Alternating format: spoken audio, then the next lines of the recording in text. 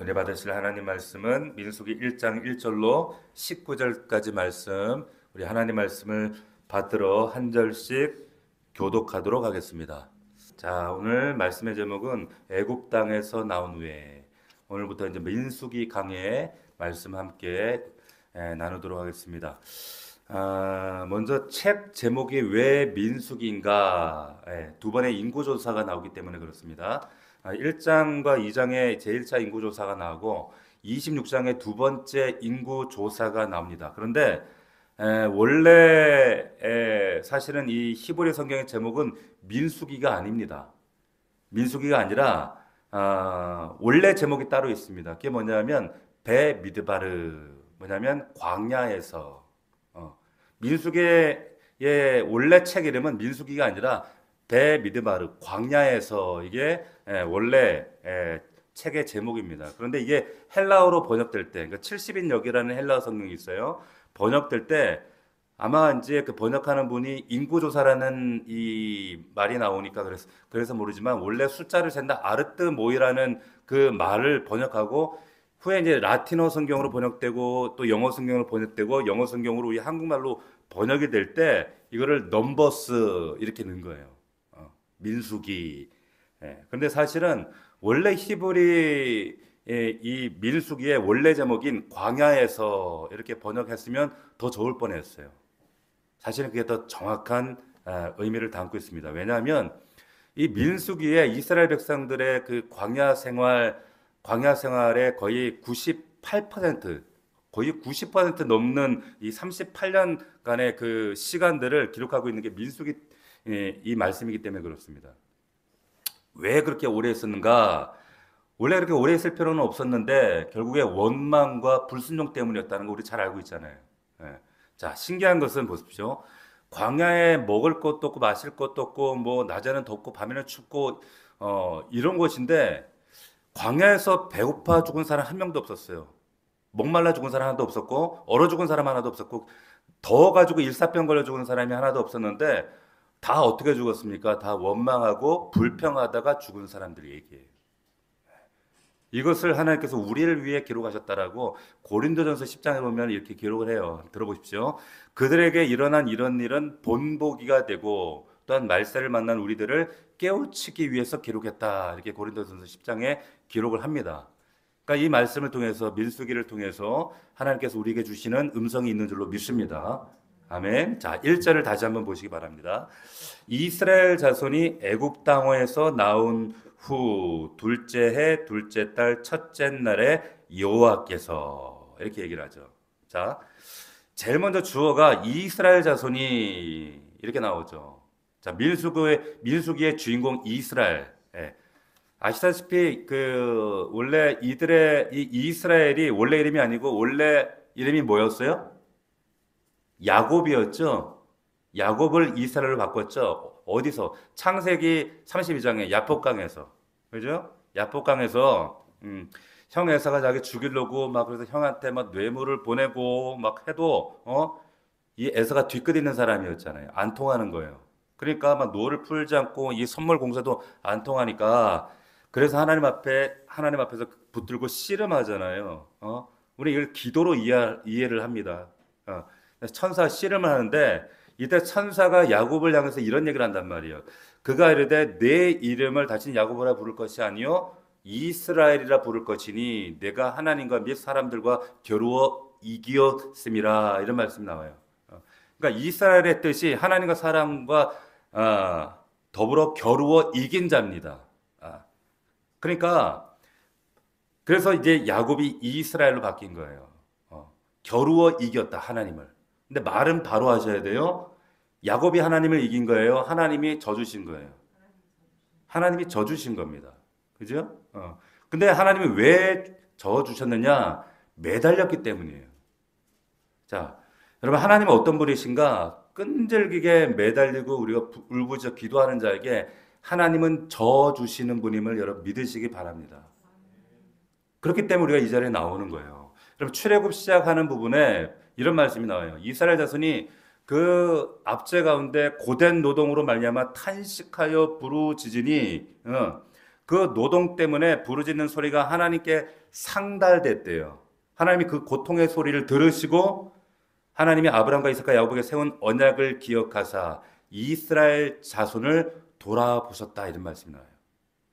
이스라엘 온 민족이 부르짖었어요. 하나님께 매달린 겁니다. 그럴 때는 하나님이 그 부르짖음을 보시고 들으시고 기도를 들으셨다는 겁니다. 여러분 하나님은 기도하고 부르짖는 자에게 저 주시는 분이에요. 할렐루야. 저 주시는 분이라니까요. 그러나 원망하고 불평하는 자는 저주하십니다. 자, 이게 말장난 같은데 우리가 하나님 우리의 인생에 저 주시는 하나님을 경험할 수도 있고 그러나 하나님의 저주를 우리가 경험할 수도 있어요. 그럼 우리가 이 자리에 나온 이유는 왜 나왔는가? 기도할 때 하나님이 나에게 저 주시는 하나님을 말씀을 통해 우리는 확증받았기 때문에 이 자리에 나온 겁니다. 할렐루야. 자, 깨닫기를 소원합니다. 자, 1절에 다시 보시면 이스라엘 자손이 애굽 땅에서 나온 후랍니다. 그러니까 출애굽 후라는 거예요. 근데 재밌는 사실이 뭐냐? 여러분 여기 이스라엘 자손이 애굽 땅에서 나온 후 이게 원래 히브리 성경이잖아요. 근데 히브리 성경에는 보면은 이 애굽이라는 말이 없어요. 여러분 성경에는 애굽이라는 말이 안 나옵니다. 근데 히브리 그럼 원어 성경에는 이 애굽이 뭐라고 되어 있느냐? 한번 따라합시다. 미츠라임. 미츠라임. 이게 무슨 말이냐면 그러니까 이스라엘 자손이 미츠라임에서 나온 후 이렇게 되어 있어요. 근데 우리말에는 애굽으로 이렇게 번역이 됐어요. 그러니까 참고로 이 미츠라임이 무슨 뜻이냐면 함의 둘째 아들 이름이 미츠라임이에요. 그러니까 노아의 아들 함의 둘째 아들이 미츠라임인데 이 뜻이 아주 재밌습니다. 이게 이거는 접두하고 전미였는데 중간에 짜르가 있어요. 미츠라임, 그러니까 짜르. 미 플러스 짜르 플러스 임. 그 미하고 임은 접두사 전미어예요. 그런데 이 짜르, 중요한 건 이 짜르라는 말인데 짜르라는 뜻이 뭐냐면 좁다라는 뜻이에요. 좁다. 근데 이 단어가 발전해서 좁은 곳, 그리고 협곡이라는 의미를 가져요. 그리고 이것이 고통이라는 뜻을 가지게 돼요. 그러니까 미츠라임, 그러니까 직역하면 뭐냐면 이스라엘 백성들이 미츠라임의 땅, 좁은 땅에서 나온 뒤에 이 말이에요. 고통의 땅에서 나온 뒤에 이렇게 쓰여 있다는 거예요. 자, 왜 이런 말씀을 드리는가? 이하랑 씨가 그런 말을 했어요. 모든 언어에는 눈이 달려 있다 그랬어요. 무슨 말이냐면 어떤 대상을 어떻게 부르냐에 따라서 이게 관점이 달라진다고 이렇게 얘기를 했거든요. 다시 말하면 흥미롭게도 성경이 애굽 땅을 뭐라고 부르냐면 애굽이라고 부르는 것이 아니라 미츠라임이라고 부른다는 거예요. 왜 그럴까? 왜 미츠라임, 좁은 곳, 고통이라고 불렀을까? 이게 굉장히 의미가 있습니다. 왜냐하면 여러분 오히려 이스라엘 백성들이 사실은 애굽이 아닌 들어가고자 했던 가나안 땅이 사실은 좁은 땅이었잖아요. 그리고 오히려 그 이스라엘 땅이 훨씬 협곡이 많은 땅이었어요. 거기에 비하면 진짜 비교도 안 되죠. 근데 이스라엘 백성들은 애굽 땅이 미츠라임이라고 부르는 거예요. 애굽 땅이 좁은 땅이라는 거예요. 그 당시의 사람들은 누가 봐도 애굽 땅이 풍요한 땅이고 넓은 땅이고 정말 풍요로운 땅인데 아니라는 거, 미츠라임이라는 거 성경은 명확하게. 왜? 보세요. 나일강이 범람해가지고 너무나 비옥하고 정말 농사짓기 좋고 얼마나 지금도 그 땅은 풍성한 땅입니다. 그런데 성경만 그 땅을 고통의 땅 미츠라임이야 이렇게 얘기를 한다는 거예요. 왜 그럴까? 여러분 그리스도인들은 보는 관점이 이렇다는 거예요. 보는 관점이 다른 사람들입니다. 남들은 그렇게 보고 대단하게 보이는 것도 그리스도인들은 그 땅이 미츠라임이라는 거예요. 우리는 그 땅을 미츠라임으로 본다는 거예요. 넓지 않고 좁다는 거예요. 영적으로. 그 땅이 풍요가 아니라 사실은 고통의 땅이라는 거예요. 그리스도인들은 누구냐면 세상 사람들 남들이 좋다고 여기는 대단하게 보이는 그것도 대단하게 보지 않고 성경적으로 우리는 새롭게 보는 사람들이 그리스도인이다 그 말이에요. 할렐루야. 자, 근데 우리의 문제는 뭡니까? 오늘날 우리 문제가 뭐예요? 애굽이 미츠라임으로 안 보이고 부러운 땅으로 보이는 거예요. 풍요의 땅으로 보이는 게 문제예요. 우리 눈에는 이 세상 쾌락의 세상이 아무것도 아닌 것으로 보여야 되는데, 우리 눈에 대단해 보이는 거예요. 부러운 땅이 되는 거예요. 세상 사람들이 바라보는 동일한 동경의 땅으로 바라보는 거예요. 그러면 안 돼요. 우리 이런 찬양 있잖아요. 죄 많은 이 세상은 내 집안이네. 내 모든 보화는 어디에 있어요? 저 하늘에 있네. 저 천국 문을 열고 나를 부르네. 나는 이 세상에 정들 수 없도다. 아멘? 예? 근데 세상이 미츠라임인 거예요. 죄 많은 곳이라는 거예요. 멸망한 바벨론 성이라는 거예요. 그런데 그거를 똑같이 우리는 부러워하고 있다는 거예요. 여기서 나온 게 엑소서도 출애굽이라는 거예요. 여러분, 히브리어로 표현하면 이 미츠라임의 땅에서 나와서 이 민수기라는 뜻이 뭐라고요? 광야에서 배 미드바루 광야로 들어간다는 거예요. 사실은 고통인 그 땅에서 너희가 나와서 세상이 보기에는 아무것도 없는 광야지만 사실은 말씀이 있는 그 배 미드바루로 광야로 나아가는 것, 그게 바로 민수기다, 그 얘기를 하는 거예요. 할렐루야. 보세요. 그 다음 말씀 보십시오. 그 다음에 이렇게 돼 있죠. 둘째 해, 둘째 달, 첫째 날 이렇게 돼 있어요. 여러분 잘 보세요. 둘째 해 2년째라는 거죠. 그 둘째 달 2월 1일이라는 거예요. 자, 아까 애굽 땅 우리 옛 장소와의 결별이라고 그랬어요. 다시 말하면 옛 장소와의 결별. 근데 가만히 보면 이게 무슨 말이냐? 옛 시간과도 결별한 거예요. 무슨 말인가? 여러분 이스라엘 백성들이 애굽 살 때는 이 달력을 안 썼어요. 애굽 달력을 썼단 말이에요. 지금 이 달력이 아닙니다. 근데 놀라운 것은 출애굽하고 나서 12장 2절에 보면 이런 말씀이 있어요. 잘 보세요. 이 달을 너희에게 달의 시작 곧 해의 첫 달이 되게 하라, 이렇게 하나님 명령하셨다는 겁니다. 잘 들으세요.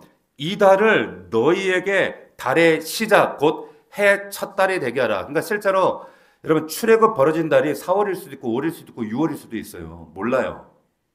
근데 갑자기 하나님이 이 달이 1월이라 그러라는 거예요. 이 달이 1월이다. 지금부터는 무슨 말을 하시는 거예요? 하나님의 시간을 바꿔버리는 거예요. 완전히. 지금 성경에 이 민수에 나오는 그 시간은 하나님의 시간으로 바뀌어진 시간이에요. 그러니까 이스라엘 백성들이 옛 장소에서만 결별한 사람들이 아니라 옛 시간대에서도 결별해서 새로운 시간을 살아내는 사람들이다. 이 말을 하고 있는 겁니다. 할렐루야. 자, 이게 예수 믿는 사람이다 이 말이에요. 완전히 새로운 시간대를 살아가는 게 우리예요. 우리는 지금 물리적으로 AD를 살잖아요. AD가 뭐냐? 아노 도미니 주후예요. BC와 AD 명확하게 우리는 이 분기점에서 살아가고 있는 자들이 바로 예수 믿는 자들이다. 우리 영혼 안에도 이 BC와 AD가 분기점이 분명해야 구별된 삶을 살아낼 수 있다라고 하는 겁니다. 새로운 시간대를 살아가야 할 줄로 믿습니다. 아멘. 이걸 여러분 잘 기억하셔야 돼요. 그래서 출애굽한 지 둘째 해, 둘째 달, 첫째 날. 그러니까 두 번째 해 2월 1일이라 이 말이에요. 자, 이스라엘 백성들이 1년 전에 언제 출애굽했는가? 1월 14일이 6월절이었어요. 그러니까 15일 날, 다음날 15일 날 이제 나왔겠죠. 나와서 3개월 정도를 홍해를 건너고 광야를 3개월 가서 출애굽기 19장 1절에 어디에 다다랐어요? 출애굽기 19장 1절에 보면 이스라엘 자손이 애굽 땅을 떠난 지 3개월 된 날 그들이 어디에 이르렀다라고 나와 있냐면 시내산에 시내 광야에 이르렀대요. 그러니까 1월 15일 날 출애굽했다 치면 3개월 뒤면 몇 월 며칠? 집중하는 거 맞아요? 1월 15일 날 출애굽했잖아. 그러면 3개월 후면은 몇 월 며칠? 4월 15일에 어디 도착했다? 시내산에 도착한 거예요. 3개월 후에.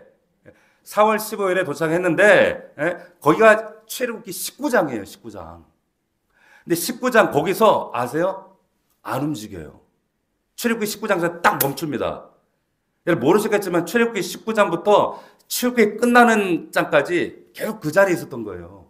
안 움직여요. 레위기 1장부터 마지막 끝까지도 안 움직여. 그리고 민수기 10장 10절까지 아시겠어요? 멈춰 있어요. 자, 민수기 10장 11절 한번 찾아볼까요? 민수기 10장 11절. 이때부터 움직입니다. 10장 11절. 자, 따라오세요. 둘째 해, 둘째 달 20날에 구름이 증거의 성막에 떠오름에 이스라엘 자손이 시내 광야에 출발 자기 길을 이제 가는 거예요. 자, 이렇게 된 거예요. 잘 보세요. 출애굽하고 나서 3개월 동안 열심히 홍해 건너고 광야 지나서 3개월마다 3개월 동안 그래서 출애굽기 19장에 시내산에 딱 당도한 거야. 근데 거기서 멈춰서 1년 넘게를 민수기 10장 10절까지 예? 멈춤의 시간이었다는 거예요. 안 움직였어요. 자, 이 멈춤의 시간을 여러분 잘 기억하셔야 돼요. 민수기 10장 10절까지 멈춰있는 시간 이해가 되세요? 이해가 되죠? 그 시내 광야에 멈춰가지고 뭐 했어요 거기서? 십계명도 받고 율법도 받고 성막을 또 이렇게 지어야 된다. 예배는 이렇게 드려라 막 복잡한 막 제사법도 배우고 거기서 말씀 훈련, 교육 훈련 받는 거예요. 하나님이 가라는 말 떨어지기 전까지는 계속 교육만 받고 있는 모습. 이게 민수기 10장 10절까지. 자, 이게 펼쳐지는 겁니다. 자, 1절을 다시 보시면 그 하나님께서 여호와께서 시내 광야 해막에서 모세에게 말씀하여 이르시되 여호와께서예요. 이 주체가. 자, 여러분 하나님을 나타내는 말이 뭐예요?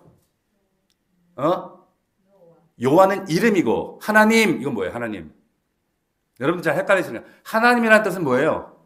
엘로힘이에요. 엘로힘. 하나님은 엘로힘. 그런데 보세요.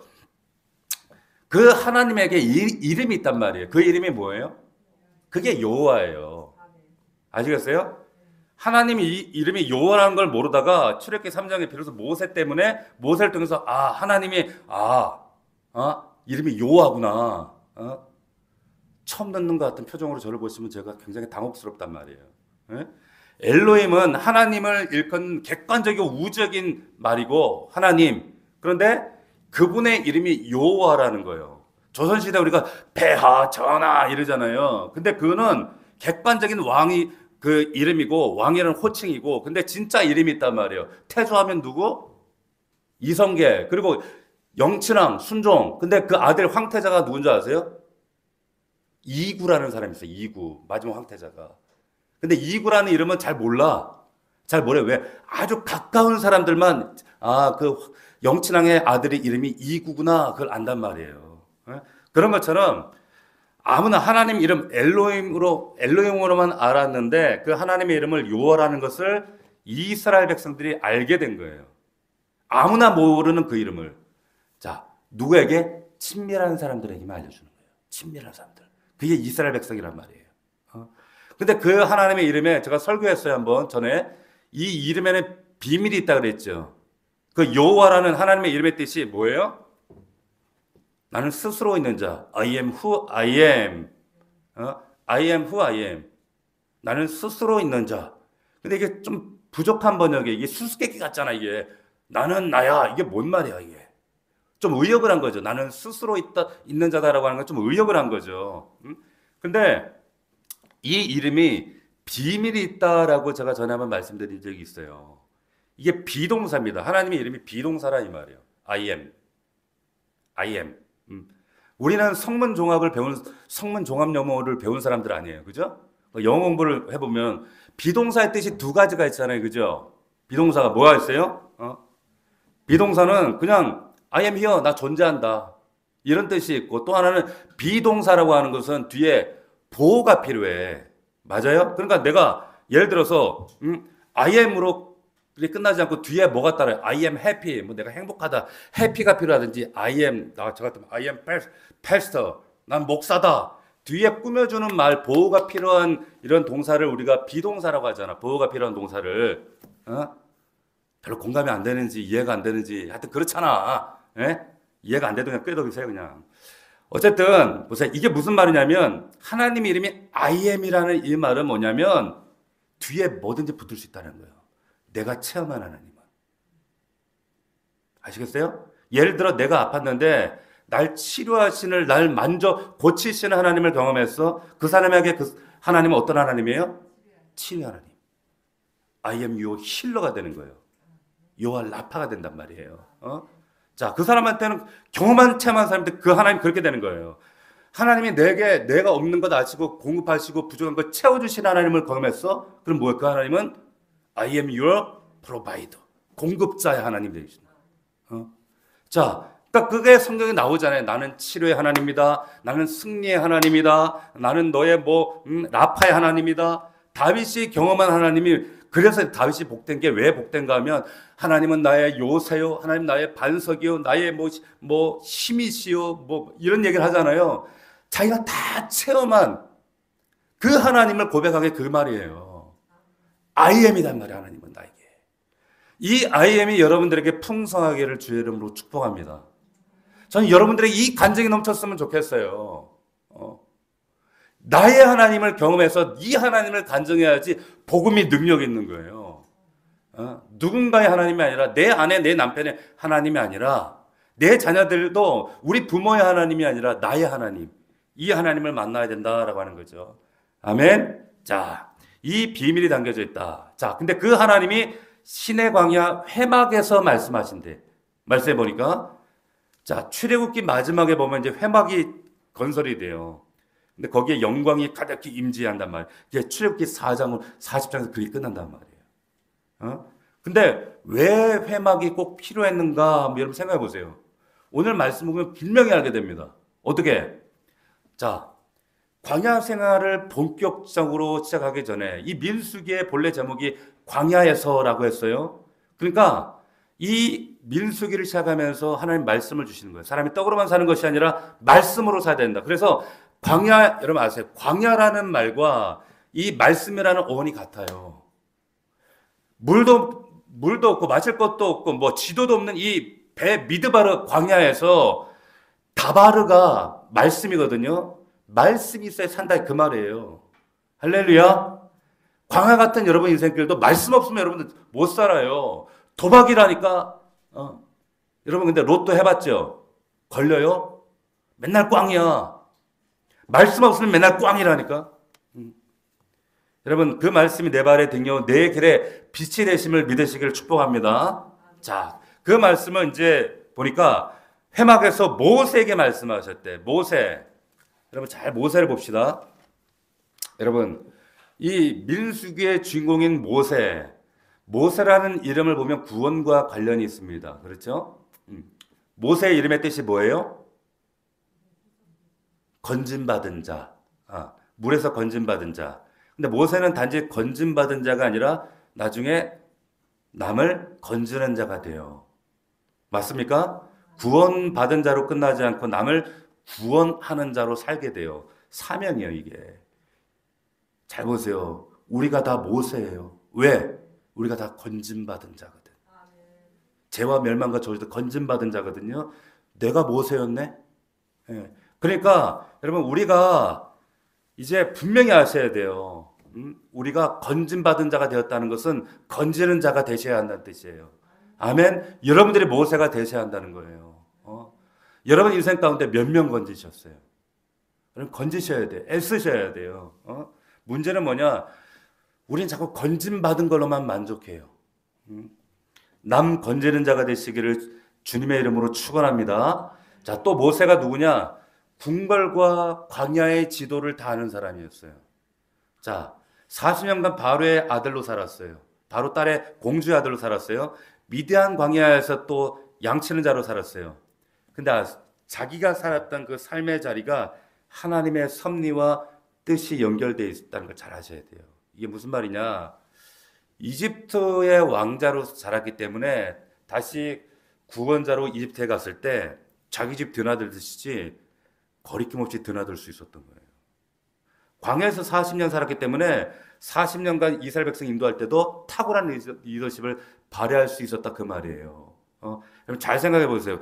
배를 탔는데 방송이 나오는데 선장이 말합니다. 반갑습니다. 저도 사실 오늘 배를 처음 탑니다. 저도 배멀미 할까봐 걱정됩니다. 이런 선장을 우리가 어떻게 믿겠어요?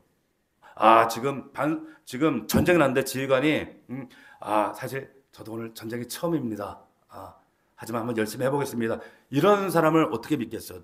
내가 전장에서 백전노장입니다. 잔뼈가 굵은 사람이다. 이래야지 우리가 믿고 따를 거 아니겠어요? 마찬가지예요. 40년 모세가 광야에서 미디안에서 헤맨 경험이 있기 때문에 이 광야에서도 엄청난 리더십을 발휘할 수 있었다는 거예요. 무슨 말이냐면 모세의 사명은 자기가 자라온 환경과 삶의 정황 그 자리에서 하나님이 그게 나중에 사명과 연결되게 하세요. 우리도 마찬가지입니다. 우리도. 자, 우리가 사는 환경 가운데 하나님이 앞으로 여러분들 앞으로 미래에 쓰실 사명과 섭리로 지어지도록 하나님 그렇게 만들어 가세요. 상관없는 삶이 아니라는 거예요. 오늘이. 예수님이 왜 하필 목수의 아들로 사셨을까요? 맨날 보는 게 망치, 못, 연장 뭐 이런 것들. 근데 이 세 가지가 보세요. 나무, 못, 망치 세 가지가 예수님 십자가와 연결돼요. 사명과 연결돼요. 예수님이 사셨던 환경이 예수님의 사명과 연결되는 것처럼 여러분의 삶과 환경이 나중에 사명과 연결됩니다. 반드시. 전혀 무관하지 않아요.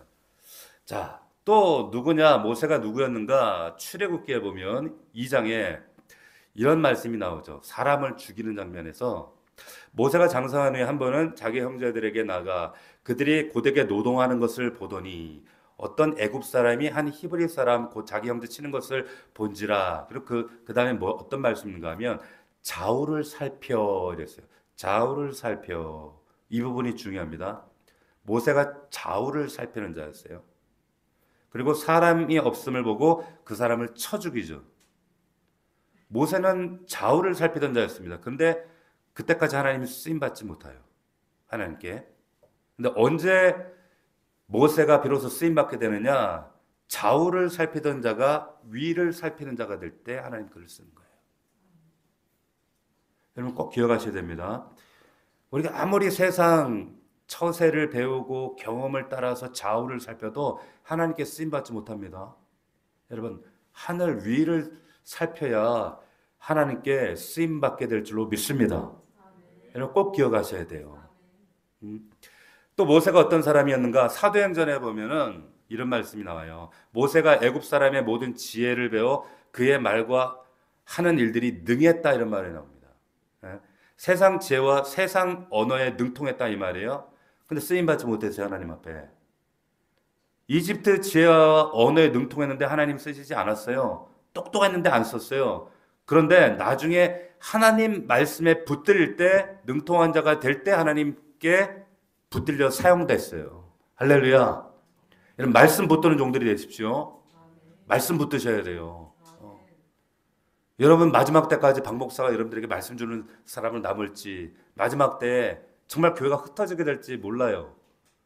마지막 큰 환란이 옵니다. 그렇게 기억하셔야 돼요.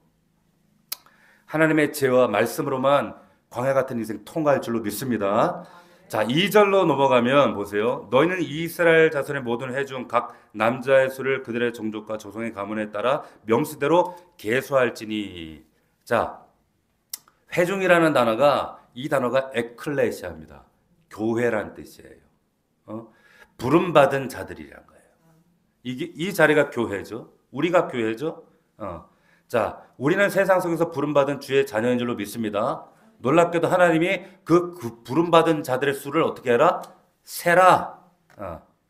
세라라고 하셨어요.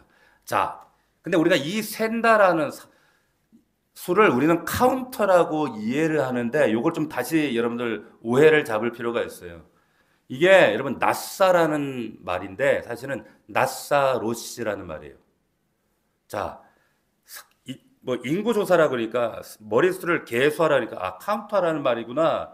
그 말이 아니에요. 나사라는 말은 뭐냐? 들어 올리는 거예요. 근데 로시는 뭐냐? 머리를 들어 올리는 겁니다. 이게 계수한다는 말이에요. 이게 무슨 말이냐면 당연히 계수하려면 머리를 들어야지. 머리를 제대로. 그렇긴 한데 이게 숫자를 세는 그런 목적 이상의 의미를 가지고 있어요.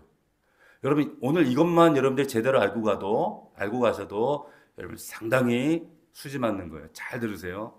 이 계수한다는 뜻은 뭐냐면 지도자로 세운다 그 말이에요. 자, 사람을 세운다. 그리고 그 사람의 능력, 그 사람이나 가치나 능력을 인정해 준다. 이게 계수한다는 뜻입니다. 우리 그 글래디에이터나 그 브레이브 하트 같은 옛날 그 중세 영화를 보면 이 장군이 어떻게 해요? 말을 타고 군대가 쫙 창을 들고 도열을 쫙 해 있잖아요. 그러면은 장군이 쫙 그 앞으로 말을 타고 어떻게 해요? 이쪽에서 저쪽 끝까지 군사가 있는 데까지 쫙 지나가요. 그럼 군사들이 창을 들고 깃발 들고 막 함성을 지르면서 쫙 쳐다보잖아요. 살 같은 거 하면서. 그러면서 군인들 한 명 한 명 눈을 딱 맞추면서 쫙 지나가는 거. 아론이 그런 식으로 계수했다는 거예요. 그게 계수예요. 아시겠어요? 그러니까 머리를 세고 머리를 들게 하는 겁니다. 이런 뜻이 달려있는 거예요. 그러니까 이게 영어 성경은 센서스 인구조사가처럼 이렇게 번역을 했는데 센다라는 의미가 아니라 머리를 세운다라고 하는 뜻인데 머리를 단순한 숫자 파악의 의미가 아니라 더 중요한 의미가 담겨 있다는 거예요. 뭐냐? 광야 이제 진군에 앞서서 사람의 머리를 세우라. 그냥 숫자를 세라는 의미가 아니라 광야 이제 그쪽으로 나아가는 데서 가장 중요한 게 뭐겠어요? 가장 급한 게 뭘까요? 만약에 제가 모사라면 군량미를 준비하고 물을 준비하고 뭐 어떤 광야 생활에 필요한 기구들을 준비하고 막 이럴 텐데 하나님의 준비는 뭐냐면 머리를 들게 하는 것. 다시 말하면 각 지파의 리더를 세우는 거예요. 리더를 세우는 거. 군대 조직할 수 있는 20세 이상의 사람들을 준비하라. 이게 계수한다는 의미예요. 카운터라는 의미가 아니에요. 원문과 거리가 있습니다. 그러니까 세워주는 것. 용사로, 군대로, 지도자로 세워준다는 거. 자, 우리는 이런 경향이 있어. 사람을 숫자로 세는 경향이 있어. 저 사람은 돈이 얼마나 있을까? 저 사람은 몇 평이나 될까? 저 사람은 자동차를 몇 cc 타나? 저 사람은 키가 얼마인가? 저 사람은 건강보험료를 얼마나 내나? 뭐 이런 것들. 숫자에 우리는 관심을 가지는데 하나님도 물론 머리카락 숫자까지 세시는 분이지만 하나님은 거기에 그런 어떤 우리의 외적인 자랑을 위한 인구조사가 아니라 그런 외적인 자랑을 하려고 다윗이 했을 때 하나님이 진노하셨단 말이에요. 그게 아니라니까. 하나님은 사람 숫자를 세우시는 카운터 하시는 분이 아니라 사람을 세워주시는 분이라는 거예요. 계수하시는 분이란 말이에요. 리더로. 할렐루야. 여러분 자녀들을 볼 때 잘 생각하셔야 돼요. 자녀들의 목표, 성취 목표 이것들을 자녀들에게 숫자로 세워놓고 너 몇 등급이고 너 몇 등이고 너 세상에서 몇 등급짜리 인생이 돼야 되고 이렇게 아이들을 세고 있으면 자녀들을 바라보면 그것 때문에 전전긍긍하고 아이들에게 부담 주고 스스로도 부담 가지고 살아간다면 이건 성경적으로 살아가는 거 아니라는 거예요. 하나님은 절대로 기뻐하시지 않는다는 거예요. 광야로 나가기 전에 먼저 준비해야 될 게 뭔가? 첫 번째, 두 번째, 세 번째도 사람을 세우는 겁니다. 할렐루야. 사람을 세우는 거예요. 우리 인생의 목적이 뭐여야 되는가? 다음 세대를 세우는 거예요. 우리 자녀들을 세우는 거예요. 자, 3절 보겠습니다. 3절. 그래서 이스라엘 중 20세 이상으로 싸움에 나갈 만한 모든 자를 세우라는 거예요. 자, 싸움에 나갈 만한 모든 자요. 새로운 정체성을 주시는 거예요. 보세요. 원래 이스라엘 백성들은 일하는 자들이었어요. 노예였어요. 복돌 굽던 자들이었어요. 진짜 건축하고 남에서 시중 들던 자들이었습니다. 근데 노예로 일만 하는 자들이 새로운 정체성을 민수기에서 부여받았는데 놀랍게도 그들은 누구다? 싸울 자라는 거예요. 할렐루야. 여러분들이 누구라고요? 싸울 자라는 거예요. 싸울 자. 자, 민수기가 그래서 대단한 이야기를 하고 있는 게 그래서 그런 거예요. 출애굽한 뒤에 이제는 새로운 이 애굽이라는 밑자를 떠나서 새로운 시간대를 살면서 새로운 정체성을 부여받은 사람들 이 이야기가 이 민수기라는 거예요. 자, 20세 이상 싸움에 나갈 모든 자 예 없이 세워라. 예외 없다는 거예요. 목사만 영적 싸움하는 것이 아니라 우리 모두가 다 영적 싸움하는 그리스도의 군사들인 줄로 믿습니다. 아멘. 여러분 세상에서도 병역 기피자는 죄가 커요. 영적인 병역 기피자는 죄가 더 큽니다. 아세요? 에이, 나는 목사도 아닌데요. 뭘 그런 말 하지 마시고 우리 모두가 영적 싸움을 하셔야 되는 거예요. 에베소서 말씀 보면 우리의 스티름은 혈과 육이 아니요 통치자들과 권세자들과 이 어둠의 세상 주관자들과 하늘에 있는 악의 영들을 상대하는 영적 전쟁이다. 근데 우리 성도들이 지금 영적 전쟁인 줄 몰라요. 알면 이 자리에 안 나오겠어요? 얼마나 쥐 터지고 얼마나 농락당하는지를 모른다니까. 영안이 열리지 않아서 두드려 맞고 있는지를 몰라요. 이 영적 전쟁의 무기는 하나님 말씀밖에 없어요. 믿으시길 축원합니다. 자, 이스라엘 백성들이 본격적으로 이제 말씀으로 그래서 훈련 받는 거예요. 훈련 받고 십계명 받고 율법 받고 왜? 말씀으로 이겨야 되니까. 그래서 4절입니다. 각 지파의 각 조상의 가문의 우두머리 한 사람씩을 너희와 함께 하게 하라. 이렇게 했어요. 자, 하나님은 리더를 따로 부르시네요. 자, 이미 전체 회중이 아까 에클레시아로 부름받은 자들이지만 리더는 그 가운데서 또 부름받은 자들이에요. 아멘? 여러분들이 리더입니다. 할렐루야? 맞습니까? 근데 16절을 보니까 그들은 회중에서 부름받은 자요. 그 조상 지파의 지휘관으로서 이스라엘 종족들의 우두머리래요. 우두머리예요. 자, 받은 자들 중에 또 특별히 부름받은 자들이 리더. 여러분들이에요. 지금 이 자리에 있는 여러분들 다 리더잖아요. 자부심 가지시라 이 말이에요. 여러분 리더들은 특별한 부르심과 특별한 사명과 하나님의 특별한 그리고 책임 하나님이 은혜를 주신 자들이에요. 여러분 5절부터 여러분 15절까지 보시면 이제 여기에 이제 그 부름받은 사람들 이름이 쭉 이제 나오거든요. 리더가 누구냐 보세요. 5절부터 보면 이제 구체적인 이름들이 나오죠. 여러분 리더가 누구냐? 여기 기록된 이름처럼 이름이 기억되는 사람들입니다. 할렐루야. 리더가 누구라고요? 이렇게 기록되고 기억되는 자들이란 말이에요. 여러분 60만 인구 중에 아니 이 300만 이스라엘 백성들 중에 기억되는 이 이름들은 이 리더들밖에 없어요. 리더는 기억됩니다. 그런데 하나님이 이 리더를 기억하십니다. 할렐루야. 근데 리더에게는 책임이 있어요. 17절 보시면 17절 보세요. 모세와 아론이 지명된 이 사람들을 데리고 둘째 달 첫째 날에 온 회중을 모으니 그들이 각 종족과 조상의 가문에 따라 20세 이상의 남자의 이름을 자기 계통별로 신고하며 여호와께서 모세에게 명령하신 대로 그가 시내 광야에서 그들을 계수하였더라. 이렇게 얘기를 합니다. 자, 무슨 말이냐? 놀라운 게 나와요. 순종해요. 여러분 여기에 놀라운 게 뭐냐면 이 명령받은 날이 민수기 1장 1절을 여러분 다시 보시면 둘째 달 첫째 날입니다. 근데 순종한 날도 17절 보세요. 다시 둘째 달 첫째 날이에요. 같은 날입니다. 아시겠어요? 좀 놀래세요. 별 놀래지도 않아. 명령이 떨어진 그날 순종했다 그 말이에요. 생각하지 않았어요. 계산하지 않았어요. 명령받은 즉시 순종했어요. 놀랍게도 민수기가 순종으로 시작해서 순종으로 끝납니다. 불순종 때문에 38년 헤매기는 했지. 근데 순종으로 시작해요. 근데 불순종 때문에 중간에 꼬인 거예요. 여러분 민수기의 마지막에 뭘로 끝나는 어떤 이야기로 끝나냐면 슬로바앗의 딸들 이야기가 나옵니다. 집안의 남자들이 다 죽은 거예요. 그러니까 기업을 달라고 하면서 막 싸우는 정당한 여권을 주장하는 이런 이야기들이 나와요. 근데 이 딸들이 순종하는 이야기로 끝이 나거든요. 자, 그러니까 민수기는 순종으로 시작해서 순종으로 끝나는데 가운데 불순종한 것 때문에 헤매는 이야기가 민수기예요, 결국에. 민수기 1장에 등장하는 리더들은 순종하는 리더였어요. 근데 13장에 우리가 잘 아는 12명의 정탐꾼 이 리더들 이름이 나오는데 이 사람들 때문에 헤매게 되는 거예요. 이스라엘이. 리더가 이만큼 중요한 겁니다. 어떤 리더가 되느냐에 따라서 공동체가 복을 받아요. 공동체가 또 해를 경험할 수가 있어요. 내가 어떤 리더가 되어야 할지를 여러분들이 단호하게 결정하십시오. 우유부단하고 여기 따라가고 저리 따라가고 이리 치면 저리 치고 그게 아니라 리더는 단호해야 돼요.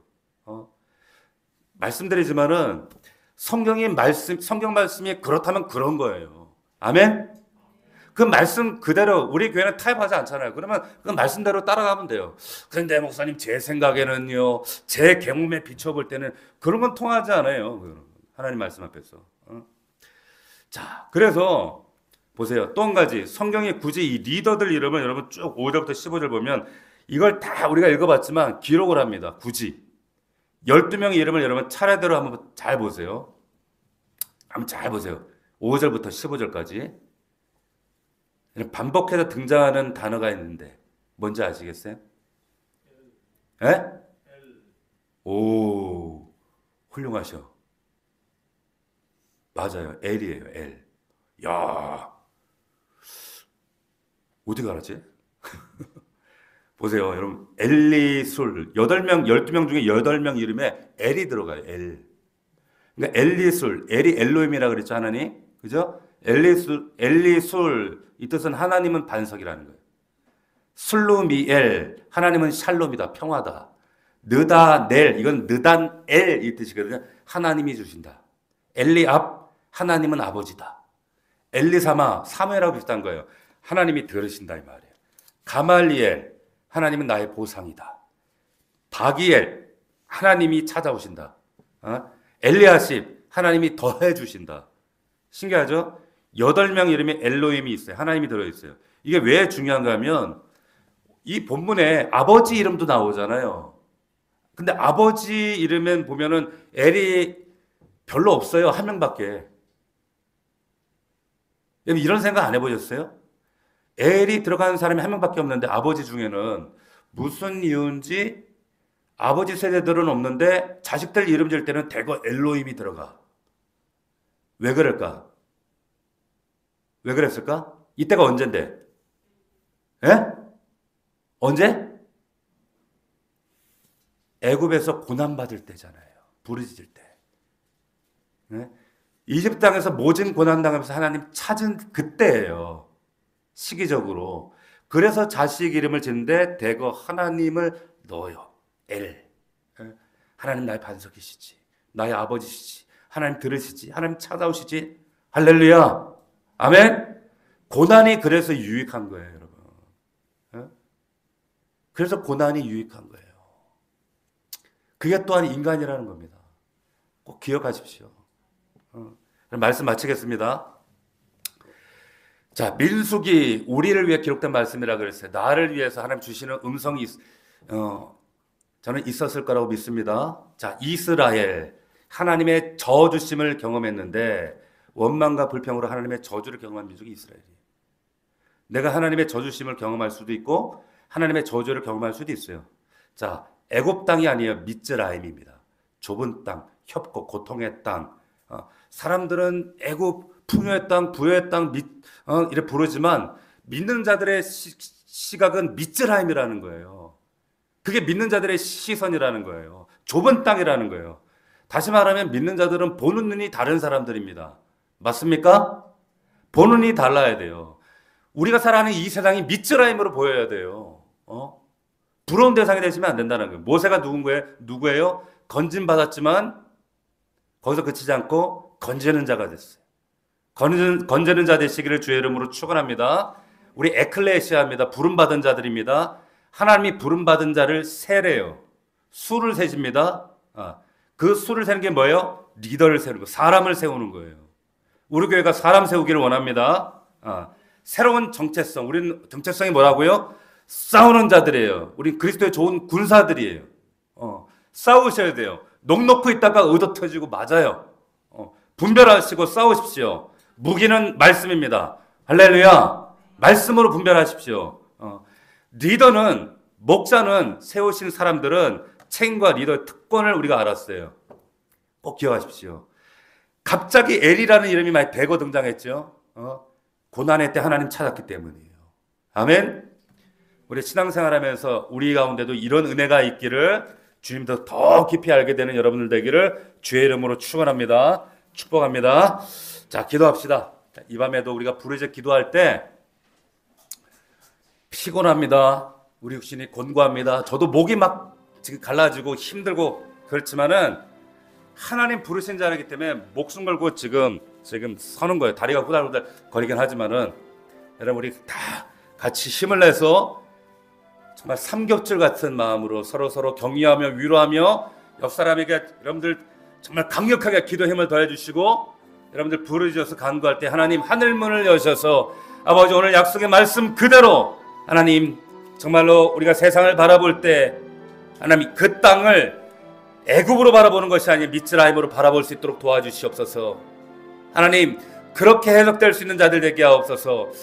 살아계신 아버지 하나님 하나님의 저주심을 경험하는 밤이 되게 하여 주시옵소서. 하나님 우리는 하나님의 군사들입니다. 영적 싸움의 승리자들이 되길 원합니다. 우리는 에클레시아 부름받은 자들인 것을 잊지 않도록 도와주시옵소서. 우리에게 주신 이 부르심의 특권과 사명을 잊지 않도록 도와주옵소서. 나라와 민족과 우리 교회를 위해 올려드립니다. 다음 세대를 세우는 우리가 되길 원합니다. 하나님 우리에게 능력과 은혜와 생수의 강이 넘치게 하시고 다시 한번 하나님의 은혜와 능력으로 충만한 밤 되게 하여 주옵소서. 간절하게 뜨거운 목소리로 뜨겁게 우리 부르짖어 주여 세 번 부르고 기도합니다.